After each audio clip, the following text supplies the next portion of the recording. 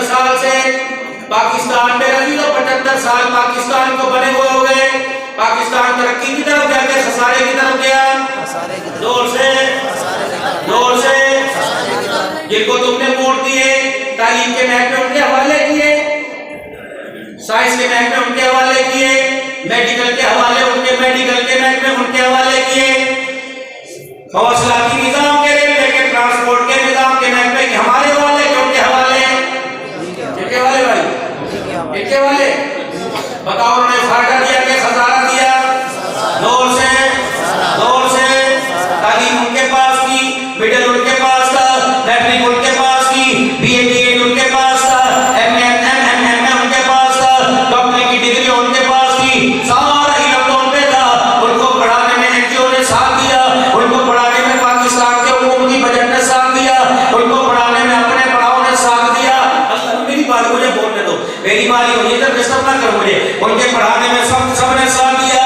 اس کے پڑھانے میں تو چاچے نے ساتھ دیا, مامے نے ساتھ دیا, پھوپھی نے ساتھ دیا, بھائی نے ساتھ دیا, حتیٰ کہ مسجد کے اندر 5 نمازیں پڑھانے والا عورتوں کو بیٹا نہ ہوگا. مسجد کے جنرل سیکرٹری نے بھی اس کا ساتھ کوئی نہیں دیا. علاقے کے میرے دلوں مدرسے کے خزانچی نے بھی ساتھ نہیں دیا. عبد المعروف صاحب اگر یہ کو بیٹا نہ ہوگا مدرسے کا خزانچی مظفر گڑھ کا, لیکن وہ بھی اپنے گھر کی زکات کراچی کے مدرسے کو دے رہا ہے. کڑوی حقیقت ہے, سننی پڑے گی بھائی.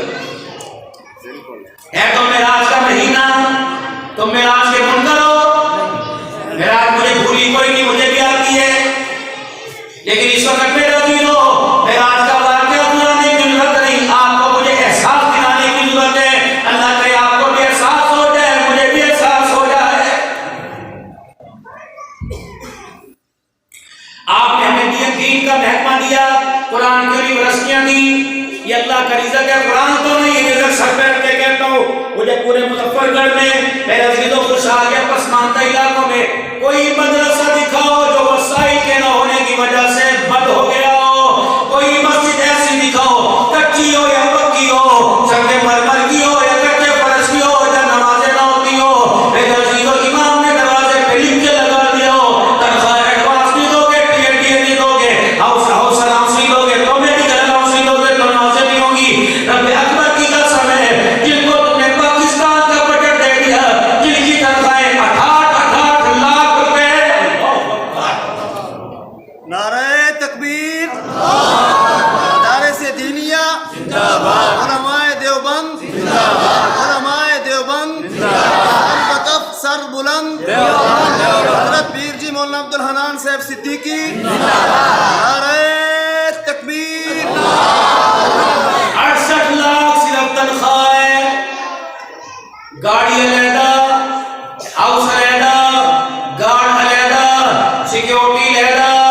اگر وہ کراچی کا مظفر گڑھ کے اندر تعینات ہے, اگر وہ روزانہ پی آئی اے سے کراچی جائے گا اس کا ٹکٹ علیحدہ. یا تو قاری نذیر ثاقب صاحب اگر 1 to 5 لے لے تو وہ نہیں کہیں گے پتہ نہیں کتھوں آیا, مدرسے کا پیسہ مدرسے کا پیسہ. کسی کے بارے میں بدگمانی لانا, پکڑو لٹاؤ اسے الٹا. اگر کسی بندے میں شادی شدہ نے زنا کیا, سنسار غیر شادی نے کیا تو 80 کوڑے. اگر کسی نے کسی پر بات تھوک دیا کہ اس کے اندر نہیں تھی, لٹاؤ مارو سے 80 کوڑے. جسے سزا مل گئی اسلام میں اس کی گواہی قبول ہے. جس نے اللہ اکبر بغیر تحقیق کیے کسی پر الزام لگا دیا, اسلام اس کی گواہی بھی قبول نہیں کرتا ہے. اپنی نمازوں کا خیال کیا کرو, علماء پر انگلی نہ اٹھایا کرو. اللہ کی قسم اگر یہ 500 روپے تم نے کسی مدرسے کو یا عبدالحنان کو دیے, یہ ضامن ہے قیامت کے تمہارے 500 روپے کا حساب سر فخر سے اٹھا کے دے سکتا ہے. تم نے گندم دی, تم نے بوئی دی, قیامت کے دن یہاں بھی حساب دینے میں قادر ہے, وہاں بھی حساب دے گا. لیکن اللہ حساب نہ دے اور بندے حساب لینا چھوڑ دے. آپ نے ہمارے ذمہ مدرسے کا محکمہ لگایا, 38 بچے تو یہاں سے, باقی میرے عزیزوں پاکستان کا کوئی دینی ادارہ ایسا نہیں. جب میرے عزیزوں اس وقت دستار بندی کے عید کے بعد پروگرام ہو رہے ہیں, ہوئے نہ ہو, اللہ اکبر, ہم نے جو عظیم اداری آپ نے ہمارے سپرد کی, اپنے پورے سال کے بعد آپ کو رزلٹ دکھایا,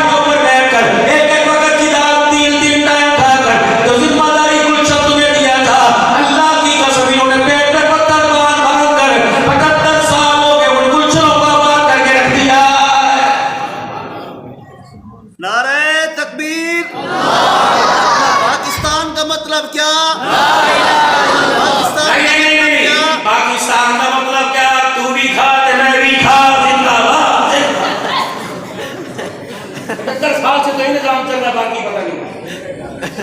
اب تو پاکستان کا مطلب کیا؟ تم بھی کھا میں بھی کھا. اگلا پاکستان کا مطلب کچھ اور ہوگا. پاکستان کا مطلب کیا؟ تم بھی ہکی کھا کچھ نہ بچا کچھ نہ بچا. دراصل جامی صاحب میں جوتے کھانے کی عادت پڑ گئی ہے. اب ایک جوتا کھاتے ہوئے مزہ نہیں آتا. ہم چاہتے ہیں دونوں ہاتھوں میں جوتا ہو اور سر ایک ہی ہو. دھبڑ ادھر سے پڑے سانس نہ آئے پھر اس کا ادھر سے پڑنے لگ جائے. اگر میرے پیارو اللہ کی عزت کی قسم ہے، اگر اللہ کے قرآن